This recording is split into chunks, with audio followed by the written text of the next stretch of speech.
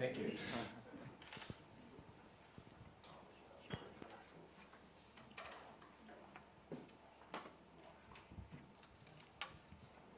Well, good morning. I hope most of you can understand my English directly. I don't see many of you wearing the translator's device. I'm going to take mine off while I present so that I can manage the microphone and the presentation and the pointer. I'd like to welcome you all to ISICAD and to COFES Russia seminar. This is an experiment for us. We have long known about the strength of ISICAD every other year in this marketplace, bringing together the vendors in a single group to have a series of conversations and lectures. And COFES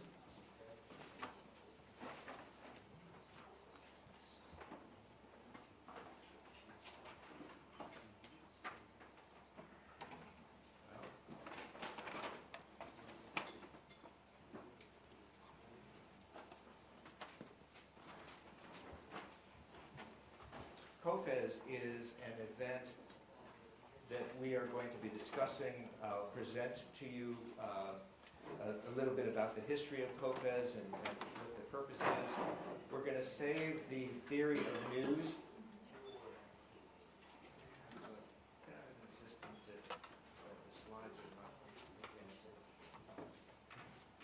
We're going to save the theory of news till the end. I have many slides to get through, and if we have time, we'll go in and discuss my theory of news. But mostly what we're going to be talking about are vectors that define markets and help our understanding. And then we're going to talk about some recent research that we have undertaken this year and our observations in that research.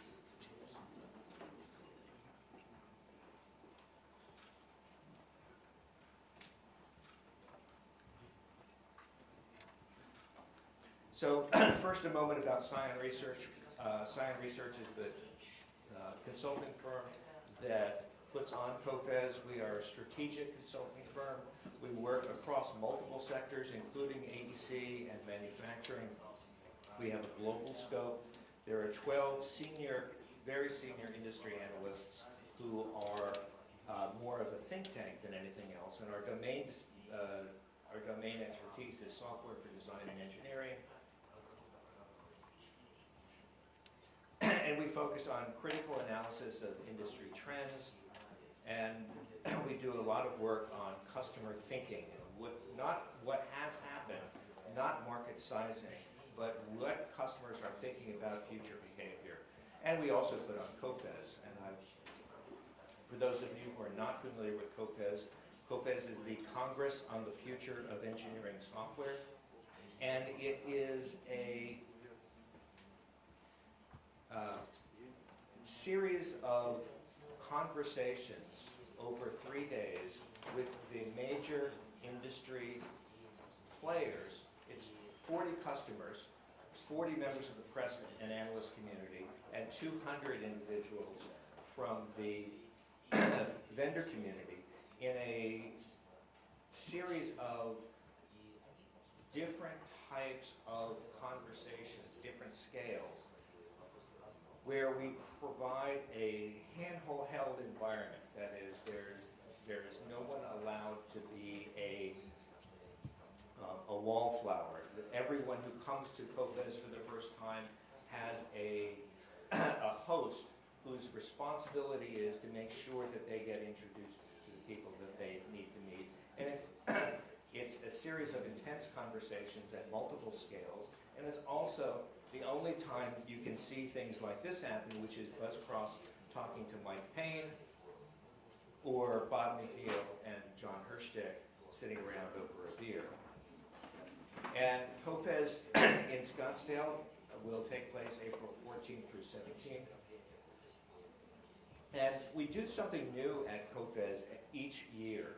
We try to take the things that were very good and improve on them and take the things that were less good and move them out of the way to make room for new ideas. And one of the things that we brought on recently is something called the DOS Symposium. And DOS, big D, little a, big S, stands for Design and Sustainability.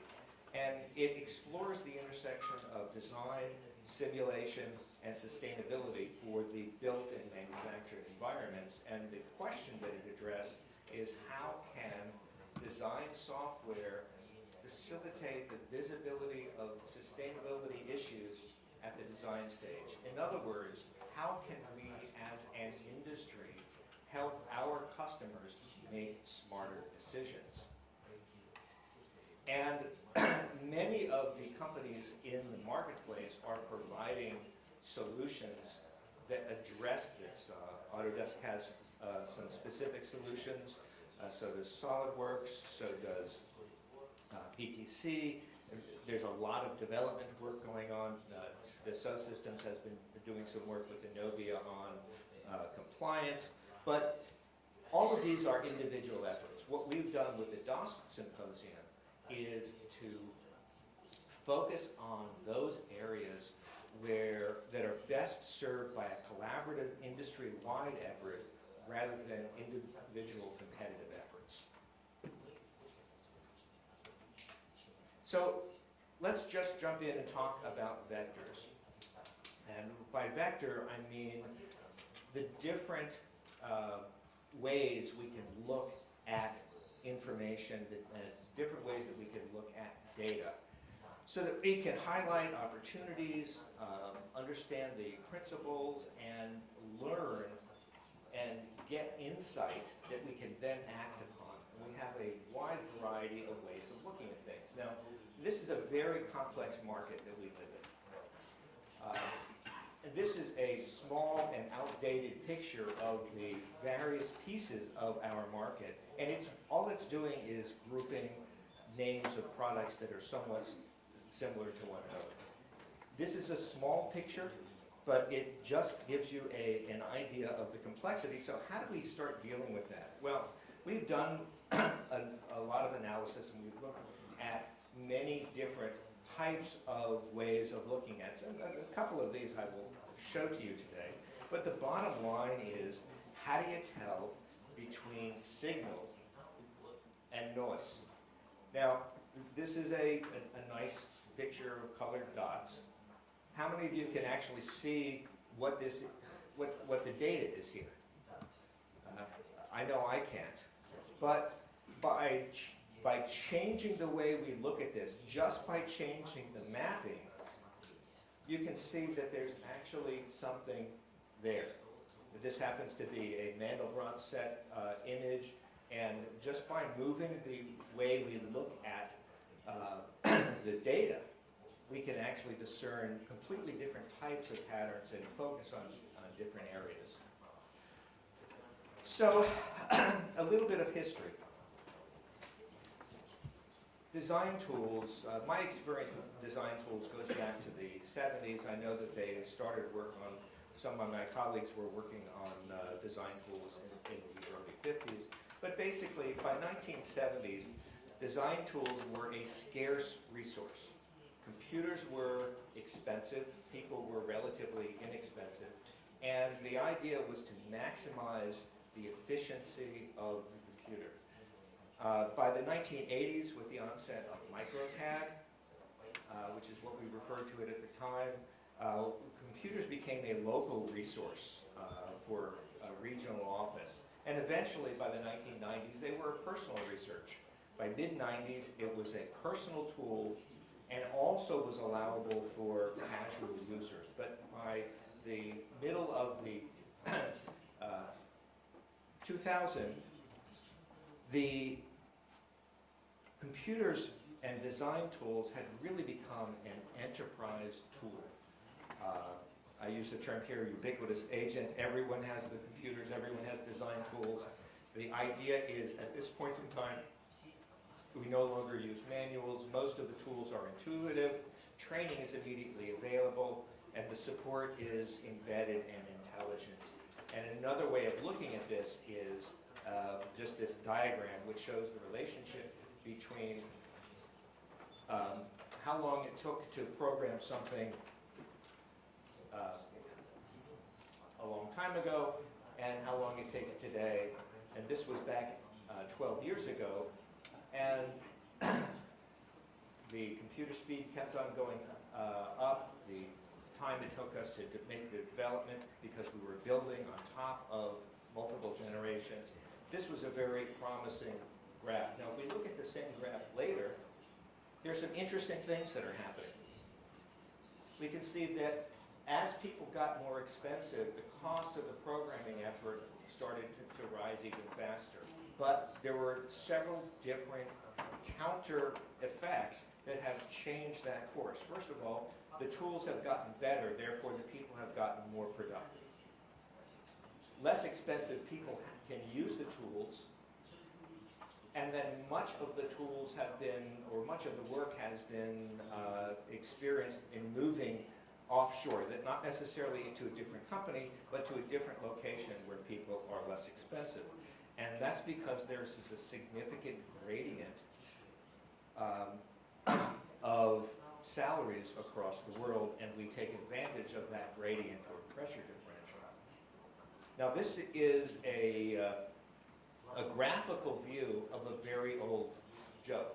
So if we look at the various industry sectors and ask what do we use models for, we can see that GIS uses, or Geographic Information Systems, is used for visualization, for use, for commenting on, for interacting with, for building on, but you don't generally manufacture with GIS. But for civil engineering, plant design, architecture, engineering, construction, mechanical manufacturing, mechatronics, and EDA, you basically operate in all domains. So here's the old joke.